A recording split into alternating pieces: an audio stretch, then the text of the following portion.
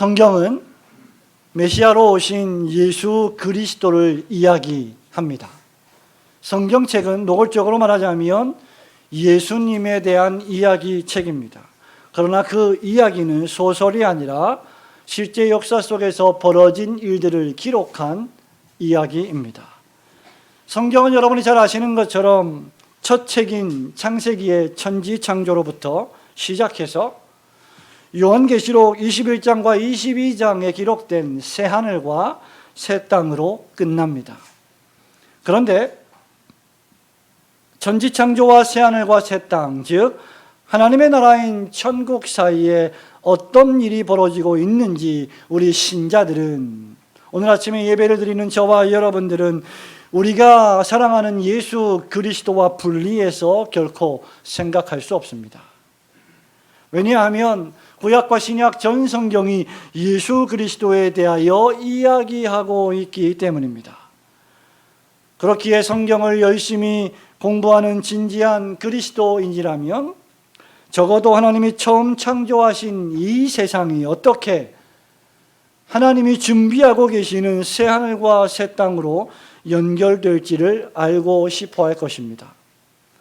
창조와 그 이후의 인간의 타락, 그리고 레위기에부터 기록된 각종 희생제사와 속죄함, 이스라엘과 유다 왕국, 그리고 구약의 많은 선지자들의 예언, 신약의 예수 그리스도의 성육신, 십자가 죽으심과 그분의 부활하심, 신자의 칭의와 이 세상에 살아가면서 죄와 싸우는 성화의 과정, 그리고 신자의 어머니가 되어서 신자들을 양육하는 교회와 하나님의 나라의 관계, 하나님의 백성과 천국 등과 같은 주제를 신자들은 알고 싶어 할 것이고, 이것이 어떻게 요한계시록 22장에서 끝나게 될지를, 아니 완성될지를 궁금해 할 것입니다.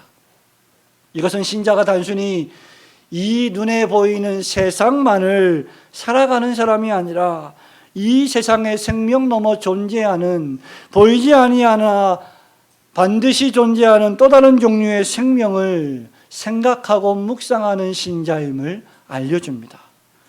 바로 이것이 오늘 우리 주님께서 가르쳐 주시는 말씀의 핵심입니다. 그것은 바로 우리가 읽은 말씀처럼 너희가 성경에서 영생을 얻는 줄 생각하고 성경을 연구하거니와 이 성경이 곧 나에 대하여 증언하는 것이니라는 말씀입니다. 성도 여러분, 이 지구상에 존재하는 모든 인류가 던져야 할 충격적인 질문이 있다면 그것은 바로 과연 죽음 이후에 생명이 있는가? 죽음 이후에 세상이 사후세계가 존재하는가라는 질문입니다. 이에 대해서 성경은 단연코 그렇다라고 대답하고 있죠. 히브리서 9장 27절 말씀에서 히브리서 기록자는 한 번 죽는 것은 사람에게 정하신 일이요 그 후에는 심판이 있다라고 선포합니다. 심판 다음에는 요한복음 6장에 기록된 말씀처럼 영벌과 영생의 부활이 있을 것입니다. 그렇다고 하면 인류는 죽음 이후의 생명에 대해서 생각해 볼 필요가 있습니다. 더욱이 하나님을 믿는 신자인 저와 여러분은 계속해서 더욱 죽음과 영생을 생각해야 할 사람들인 것은 분명합니다.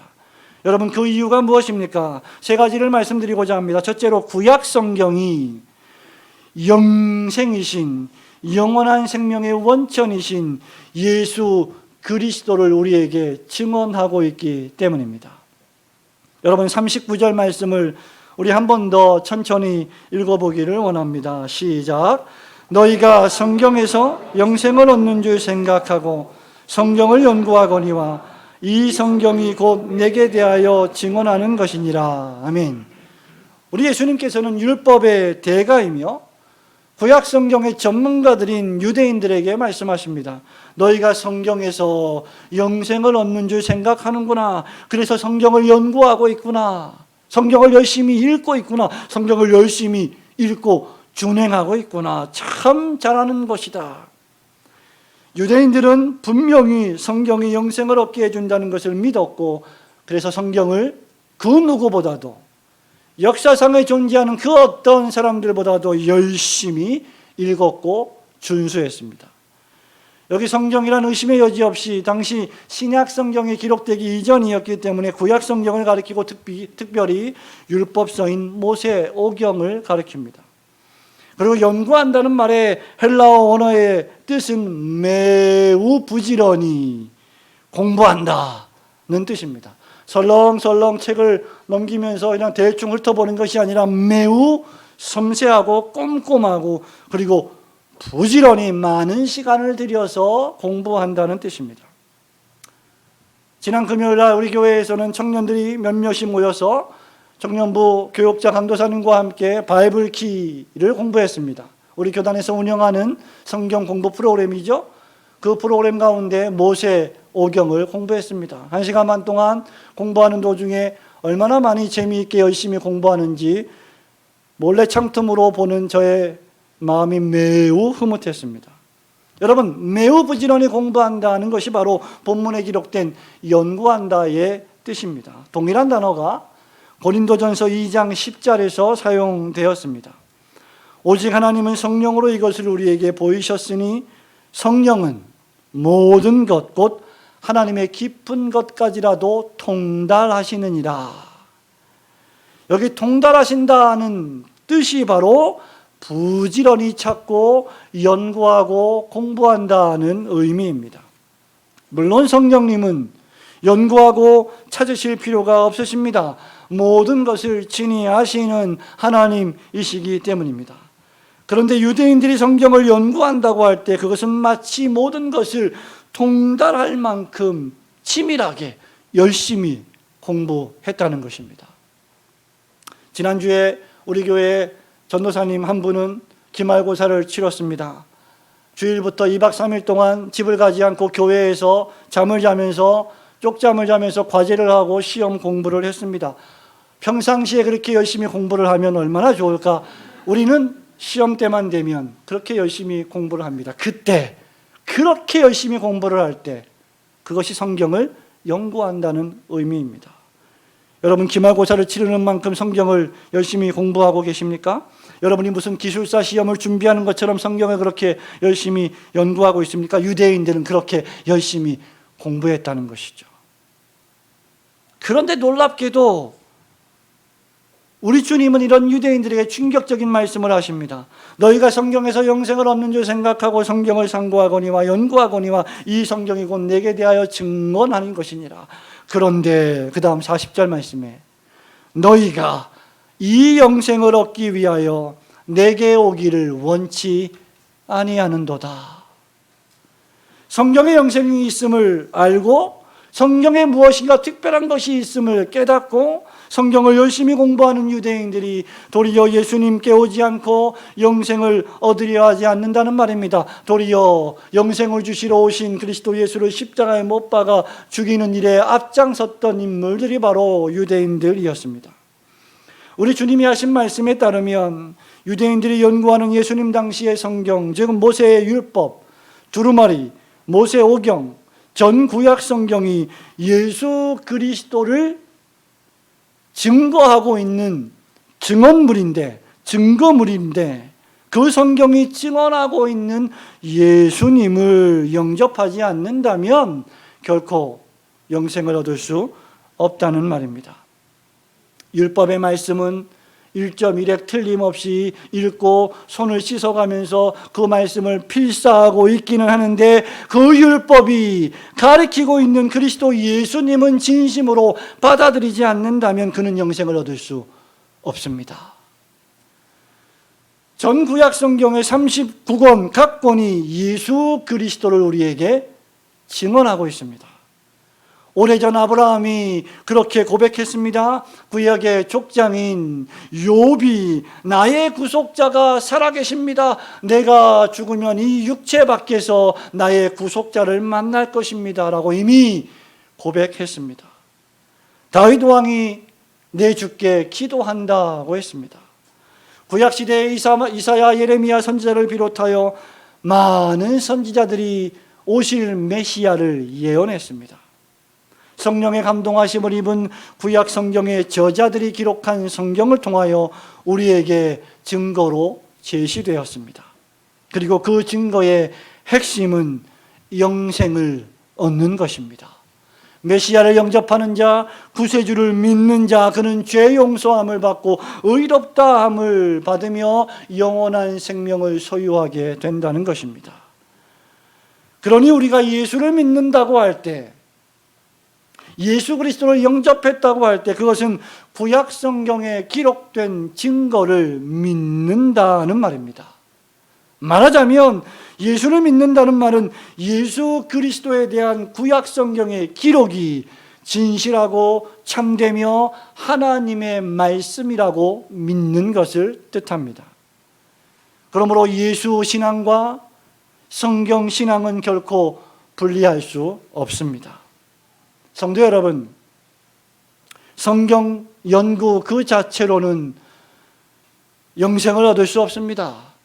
심지어 히브리어 성경, 헬라어 성경을 자유자재로 읽고 연구하는 사람이라 할지라도 그 연구 자체가 그에게 영생을 수여하지는 않습니다. 성경을 1독했고 10독했고 100독을 했다고 해서 그 자체로 영원한 생명을 소유할 수는 없는 노릇입니다. 성경은 도리어 우리에게 영생을 주시는 분을 알려주고 있습니다. 예수 그리스도를 지시하고 있습니다. 매 장마다 매절마다 예수 그리스도를 증언하고 있습니다.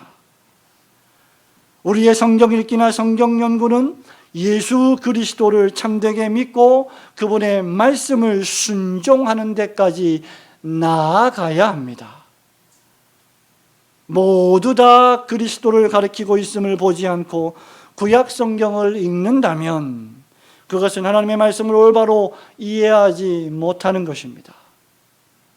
그런 사람은 다만 머릿속에 성경 지식만을 무겁게 쌓아놓는 꼴이 될 것입니다. 그리고 그것은 아무런 유익이 없습니다.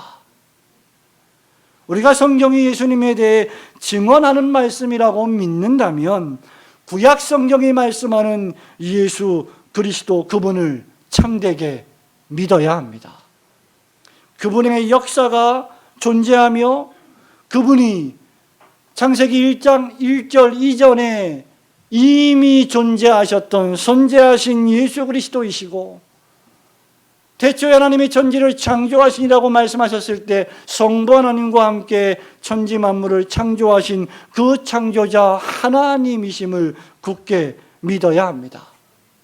그분이 사람의 몸을 입고 우리를 위하여 이 세상에 성육신 하신 분이심을 우리는 받아들여야 합니다. 그것이 참되게 예수님을 영접하는 바른 길입니다.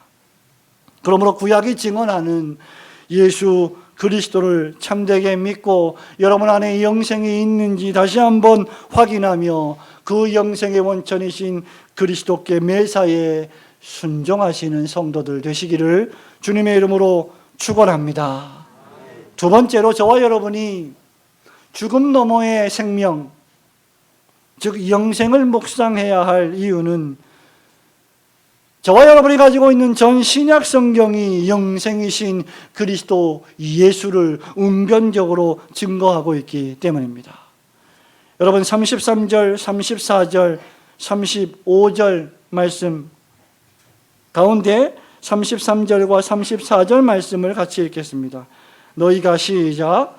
너희가 요한에게 사람을 보내매 요한이 진리에 대하여 증언하였느니라. 그러나 나는 사람에게서 증언을 취하지 아니하노라. 다만 이 말을 하는 것은 너희로 구원을 받게 하려 함이니라. 아멘. 우리 주님께서 본문 말씀에서 세례 요한을 진리에 대한 증거자, 즉 증인이라고 부릅니다. 증인이란 여러분 잘 아시는 것처럼 보고 들은 사람, 즉 목격자를 의미합니다. 우리가 이미 잘 알고 있는 바와 같이 세례 요한은 빛으로 오신 예수님에 대하여 증언했고 설교했으며 자신은 그 빛이 아니고 그리스도가 아니며 그리스도를 위하여 온 그리스도의 종이고 회개하라 천국이 가까웠느니라 하고 광야에서 외치며 주님의 길을 예비했던 복음 전도자입니다. 심지어 요한은 진리를 증거하다가 헤롯에 의하여 죽임을 당하기까지 했습니다. 하나님의 진리의 말씀과 자신의 목숨을 바꾼 사람이었습니다. 이런 세례 요한을 가리켜서 우리 주님은 35절에서 비추는 등이다 라고 했습니다. 실로 요한은 자신의 생명을 불태워서 빛 되신 그리스도를 증언하고 비추어 주었습니다. 그 결과가 무엇이었습니까? 사람들이 일시적으로 그 빛에 있기를 즐거워했다고 했습니다. 회개하라 독사의 자식들아 외치며 회개하라 천국이 가까웠느니라 라고 외쳤을 때 놀랍게도 많은 사람들이 회개하며 그에게 세례를 받는 놀라운 일이 벌어졌습니다. 여러분, 이것이 하나님이 주시는 부흥입니다. 하나님이 하나님의 때에 놀랍게 부어주시는 회심의 역사입니다. 이것은 우리가 캠페인을 하고 우리가 프랭카드를 내걸고 우리가 몇 월 며칠 몇 시에 부흥회를 하겠다라고 해서 사람들을 끌어모으는 부흥과는 차원이 다른 부흥입니다. 하나님은 세례 요한을 통하여 예수 그리스도의 증거를 준비하셨고 그 결과 많은 이들이 회개하며 세례를 받게 되었습니다. 그리고 요한은 예수께서 오시자 자신의 본분을 지키며 자신을 높이지 않고 그리스도 예수를 높이며 그분은 흥하여야 하겠고 나는 망하여야 하리라. 여러분 잘 아시는 말씀처럼 그렇게 고백하며 역사 속에서 사라져 갔습니다. 왜 그랬을까? 그는 왜 자신의 목숨을 아깝게 여기지 않을 정도로 하나님의 진리의 말씀, 주의 길을 예비하는 복음 전도자의 말씀의 길을 걸어갔을까? 그는 영생을 생각했기 때문입니다. 그는 영생을 믿었기 때문입니다. 그는 영생을 묵상했기 때문입니다. 하나님의 나라가 존재한다는 것을 그는 경험했기 때문입니다. 그러므로 그는 죽음을 두려워하지 않았습니다. 예수님은 이런 요한을 높이 평가하셨고 심지어 여자가 낳은 이 중에 세례 요한보다 더 큰 이가 없다고까지 하셨습니다. 영국의 존경받는 감독 존 라일 감독은 이렇게 말했습니다. 아무도 요한을 기억하지 않는다 할지라도 예수께서 기억하셨다. 요한은 그리스도를 높였고 그리스도께서는 그런 요한을 높이셨다. 실로 세례 요한은 놀라운 예수님의 증인이었습니다. 구약 성경이 오신 예수 그리스도에 대한 증언의 말씀이라면 세례 요한을 포함하여 사도 바울을 포함하여 사도들이 증언했던 신약 성경은 바로 오신 구세주 메시아 예수 그리스도에 대한 증언입니다. 여러분은 지금 증거물을 가지고 계시는 것입니다. 구약과 신약 성경이라고 하는 눈에 보이지 아니하지만 존재하시는 하나님에 대한 하나님 자신의 증언 말입니다. 이것을 우리는 계시라고 부릅니다. 하나님께서 우리에게 우리의 언어로 하나님의 존재와 역사를 알려주시는 말씀 말입니다. 그리고 이 계시는 성령께서 회심시켜서 새롭게 혁명적으로 변화시켜 주신 마음을 가진, 즉 믿음을 가진 사람들만 깨닫게 되는 진리입니다. 우리가 예수 그리스도를 믿는 참된 신자라면 구약의 증언을 믿었듯이 신약의 증언도 믿어야 합니다. 1.1에게 틀림없이 하나님의 말씀이며 마지막 날에 다 성취될 계시의 말씀임을 인정해야 합니다. 그리고 우리 또한 그런 증언을 믿는 증인들이 되어야 합니다. 영생을 얻기 위하여 성경을 묵상하는 신자는 그리스도를 증거하는 증인들입니다. 그리스도를 위한 증거는 우리의 믿음과 순종의 삶입니다. 그 열매 가운데 하나가 저와 여러분이 매주일 지금 이 시간에 드리는 예배라고 할 수 있을 것입니다. 그리스도를 위한 증인의 삶은 결코 헛되지 않을 것입니다. 저와 여러분이 그리스도를 믿고 그리스도를 위하여 복음에 순종하며 살아간 그 삶은 주님의 책에 다 기록될 것이며 마지막 날에 새하늘과 새 땅이 도래하는 그 시간, 하나님께서 많은 상급을 주시는 선한 행실로 우리 하나님이 여겨 주실 것입니다.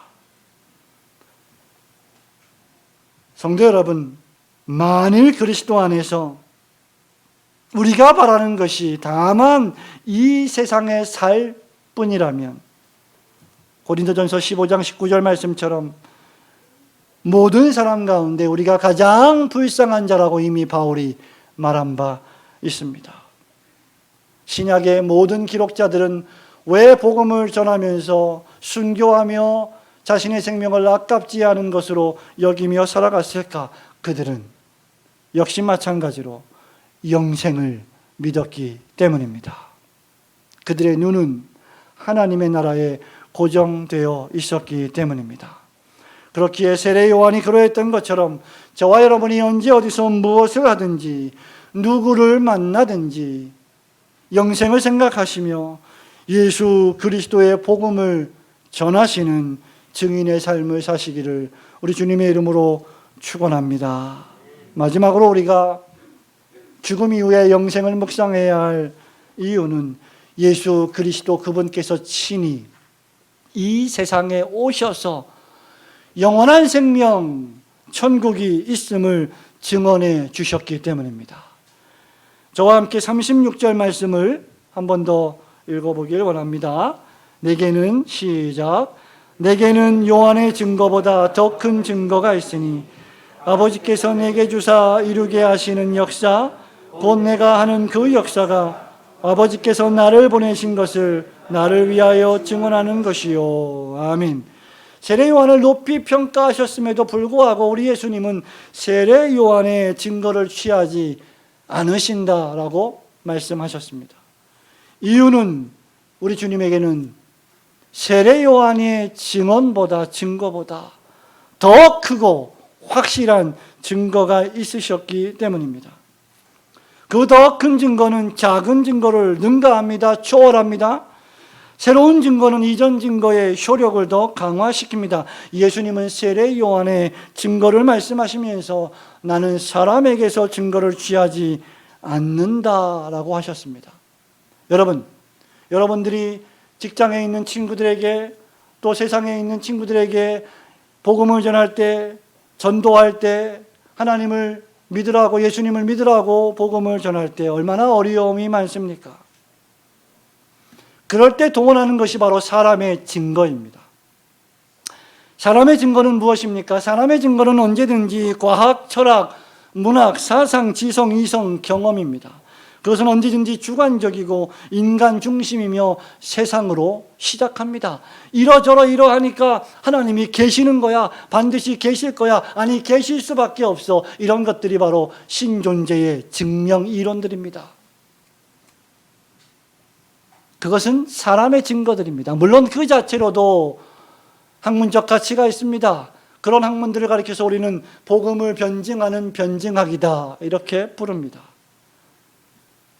그런데 우리 주님은 나는 사람에게서 증거를 취하지 않는다 라고 말씀하셨습니다. 여러분, 이 말은 무엇입니까? 사람의 증거가 예수님을 예수님 되게 하는 것이 아니다라는 말입니다. 사람이 이성적으로, 학문적으로, 사상적으로 매우 그럴듯하고 설득력 있게 복음을 전한다 할지라도 그래서 하나님이 존재하시는 이유가 되지는 않는다는 것입니다. 주님은 사람의 증거를 의지해서 인정을 받는 존재가 아니십니다. 우리 주님은 자신이 친히 그 어떤 증거도 필요 없으신 전능하신 하나님의 아들이시기 때문입니다. 우리 주님은 자신에게 요한의 증거보다 더 큰 증거가 있다고 말씀하셨는데 그 이유는 우리의 믿음을 위한 것이다 라고 하셨습니다. 그 증거가 무엇입니까? 천지와 우주 만물을 창조하신 아버지께서 주신 증거입니다. 그 증거의 내용은 하나님께서 예수 그리스도께 주셔서 이루시는 역사입니다. 우리 주님이 세상에 오셔서 하신 일이 무엇입니까? 마태복음 4장 23절에 보면 예수께서는 천국 복음을 가르치셨습니다. 천국 복음을 전파하셨습니다. 그러면서 동시에 하신 일이 있으십니다. 무엇입니까? 모든 병과 모든 약한 것을 고치신 것입니다. 병고침의 역사, 이적과 기적의 역사, 귀신을 꾸짖어 내어 쫓으시는 역사, 죽은 자를 다시 살리시는 놀라운 역사, 이것을 한마디로 우리는 기적이라고 부릅니다. 그리고 이 기적은 그 자체로 표적이 됩니다. 누구든지 그 기적을 볼 때마다 예수 그리스도가 하나님의 아들이시구나. 귀신이 쫓겨나가는 걸 보니 하나님의 나라가 여기 있다 저기 있다 하지 않고 우리 마음에 임했구나. 이 세상에 지금 주님으로 말미암아 실현되고 있구나는 것을 깨닫게 되는 것입니다. 성도 여러분, 참으로 사람은 그 사람이 무엇을 하는지에 따라서 그 사람이 누군지가 드러나게 되어 있습니다. 그 열매로 그 나무가 무엇인지 알 수 있지 않겠습니까? 사람을 죽이는 일을 행하면 그는 살인자가 됩니다. 남의 것을 훔치면 그는 도적질하는 사람이 됩니다. 다른 사람에게 욕을 하고 분노하면 그는 욕쟁이가 됩니다. 입을 열 때마다 거짓말을 일삼으면 그는 거짓말장애가 됩니다. 불법을 행하면 그는 불의한 사람이 되고 맙니다. 그러나 죽은 사람을 살리면 그는 생명을 주시는 구세주이십니다. 우리 구주 예수 그리스도께서 친히 생명을 주시기 위하여 스스로 낮고 낮은 사람의 몸을 입고 이 땅에 비천하게 출생하셨습니다. 그분이 고난받으시고 십자가에서 죄와 사망과 절망과 우울의 심연에 빠져 허우적거리는 저와 여러분을 구원하셨습니다. 이것이 바로 하나님 아버지께서 예수 그리스도에게 주셔서 이 세상에서 이루게 하시는 역사입니다. 그리고 이 역사는 지금도 교회를 통하여, 설교자를 통하여, 그 설교를 듣고 복음의 증인이 되는 바로 여러분들의 삶을 통하여 계속되는 역사입니다. 이런 의미에서 우리는 그리스도 예수께서 하신 일보다 더 큰 일을 하게 될 것이다 라고 말씀하신 그 말씀의 의미가 무엇인지를 깨닫게 될 것입니다. 요한복음 11장 25절에 나는 부활이요 생명이니 나를 믿는 자는 죽어도 살겠고 무릇 살아서 믿는 자는 영원히 죽지 아니하리니 이것을 내가 믿느냐라고 물으십니다. 부활이요 생명이신 그리스도의 구원사역, 이것이야말로 예수 그리스도께서 모든 믿는 자들의 구주시라는 웅변적인 증거가 아니고 무엇이겠습니까? 결국 예수께서 하나님의 아들이심을 증거하신 것입니다.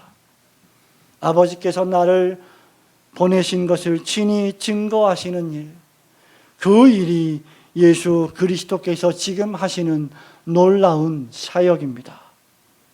오늘도 예수 그리스도께서 성령을 통해 하시는 이 위대한 구속사역의 성취를 목도하시면서 예수 그리스도를 믿고 그분이 우리에게 주신 영생의 소망을 더욱 굳게 붙잡으시는 성도들이 되시기를 주님의 이름으로 축원합니다. 사랑하는 성도 여러분, 말씀을 맺습니다.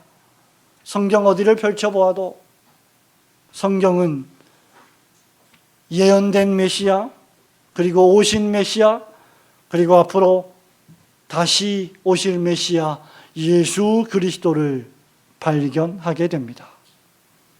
구약의 모세율법이 증거했고 선지자들이 예언했으며 신약의 세례 요한이 증언했고 예수님의 제자들이 증거하며 사도들이 증언했습니다.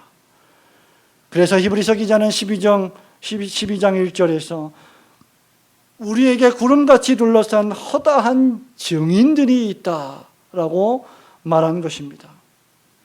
그러므로 성경이 그토록 선포하는 메시지가 바로 이것입니다. 주 예수를 믿으라. 그리하면 너와 네 집이 구원을 얻으리라. 구원이란 영생을 얻는 것입니다. 구원이란 단순히 여러분들에게 물질적인 원조를 해주는 것이 아닙니다. 구원이란 단순히 이 세상을 살아갈 때 어려운 일을 당할 때 그 어려움에서 구출해 주시는 정도가 아닙니다. 구원이란 영원한 사망의 속죄를 치르시고 우리의 죄를 제거하시며 우리를 의롭다고 불러주시고 우리를 영원한 하나님의 나라의 백성으로 삼아 주신 놀라운 은총입니다. 여러분, 이것이 성경의 증거입니다. 그러므로 성경의 증거를 읽을 때마다 우리는 이 영생의 소망을 가지고 다시 소생하게 되는 것입니다. 성경의 증언은 우리를 힘나게 합니다. 성경의 증언은 주저앉아 있는 우리를 일으켜 세워줍니다. 오직 성경만이 진리요, 오직 진리만이 우리를 다시 살리고 여러 가지 우리를 속박하고 있는 염려와 걱정에서 우리를 자유케 할 수 있습니다. 그러므로 신자는 참으로 부지런히 성경을 연구해야 합니다. 왜냐하면 성경만이 영생에 대한 참된 진리를 우리에게 알려주기 때문입니다. 성도 여러분, 여기서 우리는 마지막으로 질문을 던져야 합니다.